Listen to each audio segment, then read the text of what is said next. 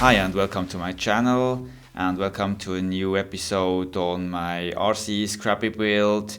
The target is to rebuild the full-scale Scrappy built by Mike Patey, and in this video I'm gonna go through the build-up of the double wishbone system.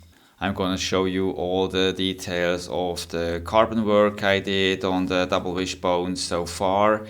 On the last video you can see how I built up the brass skeleton, which is covered now by the whole carbon frame and top and bottom plate. So now let's jump right into all the details and let's have a closer look. Because the carbon build-up of the double wishbones is a point of no return for the whole construction of the double wishbones, I first checked if the brass tubes can be drilled to perfectly 2.2 millimeters, just to make the 2.2 millimeter rods fit perfect into the holes. The reason why I drilled to 2.2 millimeter is that the stock inner diameter is 2.18 millimeters. That's not ideal to have a suspension free of play. When I take a 2.1 millimeter rod to install the suspension, I have a little bit of play.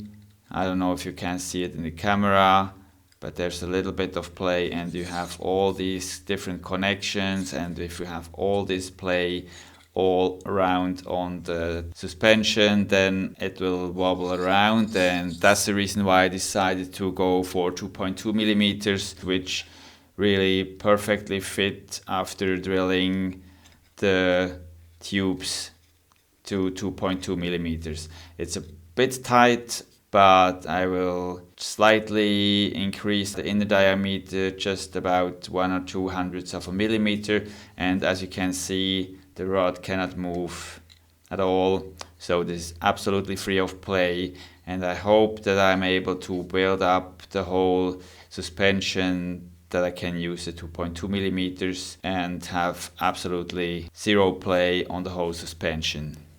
So the test drilling was successful, and then it was time to start the steps with the carbon, which covers the whole brass skeleton.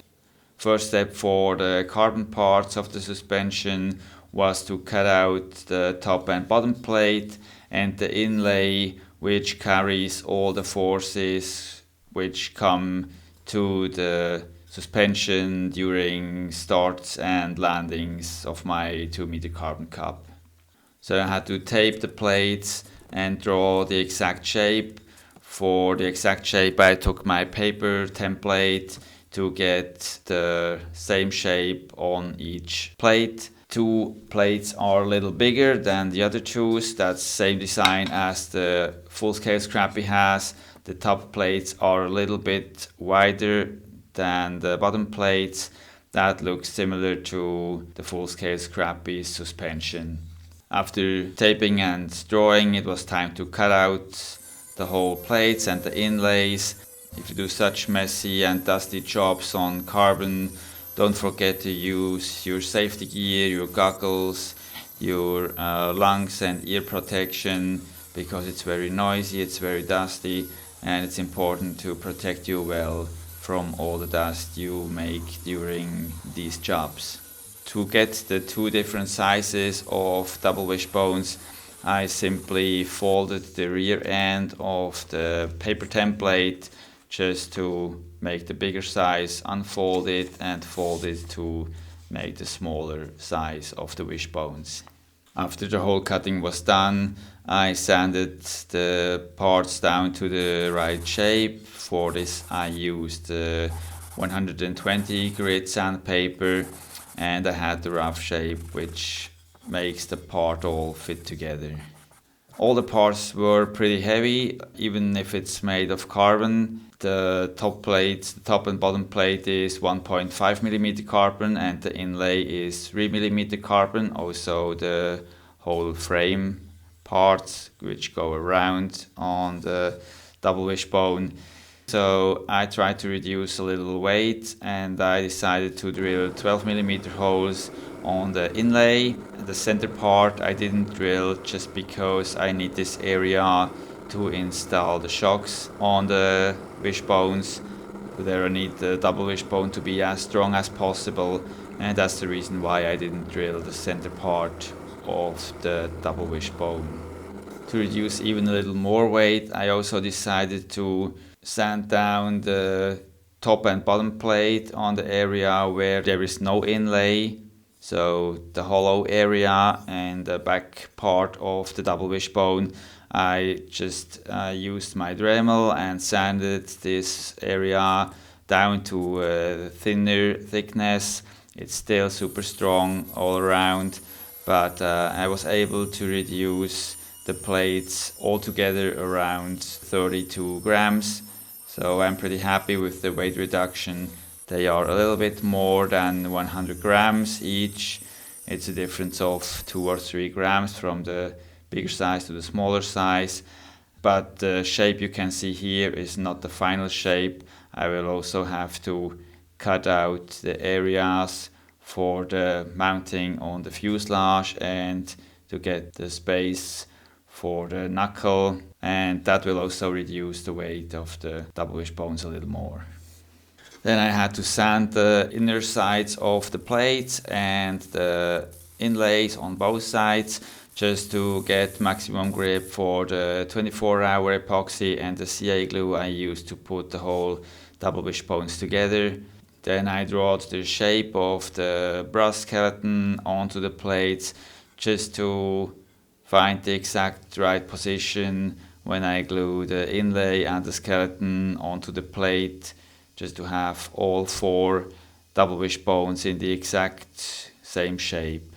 To get a perfect flat result of the brass skeleton and the inlay on the plate, I used some clamps to fix all the parts on the plate.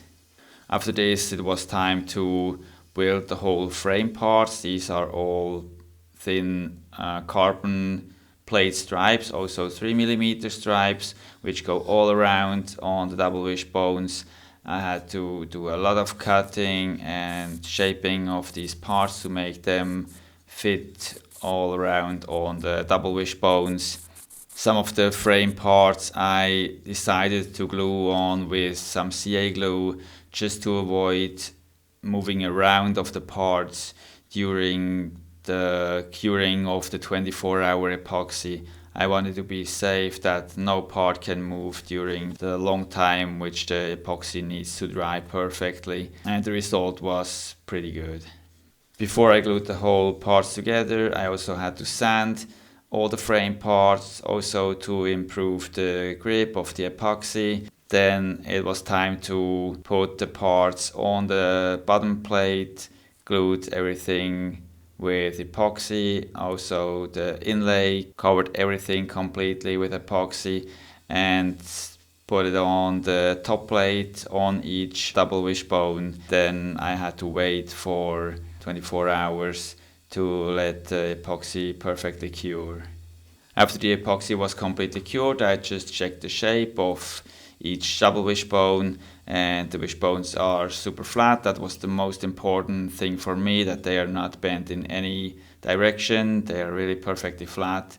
Then I cut off the brass tubes, which had some overlength on each end, and after I cut off the brass tubes, I was able to go for the whole sanding and get the shape you can see now. For sanding this shape, I also used 120 grit sandpaper, did some wet sanding, also some dry sanding. The result is pretty much the same, no matter if you use wet or dry sanding. The advantage of wet sanding is that you can avoid a lot of dust, a lot of carbon dust, but the result for just the raw shape, like you can see it here, doesn't really matter which solution you go for, if it's wet or dry sanding. I'm not sure yet about the final finish of the double wishbones. Currently they are in a matte finish, how the plates came from the factory, but there are some imperfections on the surface, so Perhaps I will try a glossy finish on the final shape of the double wishbones. We will see how I will decide. Then I also did some steps on the mounts of the double wishbones. I got my screws which I'm gonna use for the final installation. These are 2.5 millimeter hex screws which are 12 millimeter long, and as you can see they perfectly fit in length and they stick really well in the plastic and the carbon mount, so there's no need for any nuts on the rear end of the screws. And I think like this I can do a really nice installation of the double wishbone mounts.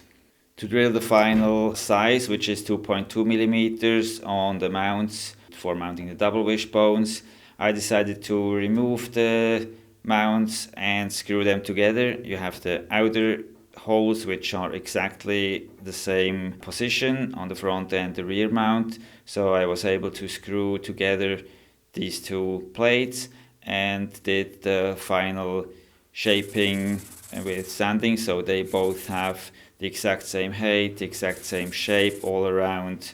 And when the two parts are screwed together, I drilled to 2.2 millimeters like this. I'm sure that the front and the rear mount holes are exactly in line, so I did this for both sides all around 2.2 millimeters, and I think like this I will have a pretty exact result how the double wishbones will be installed on the mounts. So these are the steps so far I did on my RC Scrappy build. Next video will be pretty exciting. This will be about the final shaping of the double wishbones and the first installation of the double wishbones on the plane. Also we'll finalize the shape of the knuckles, install the wheel axles and mounting the wheels just to see the plane sitting on the landing gear. That will be a pretty exciting moment, so I'm really looking forward to the next steps.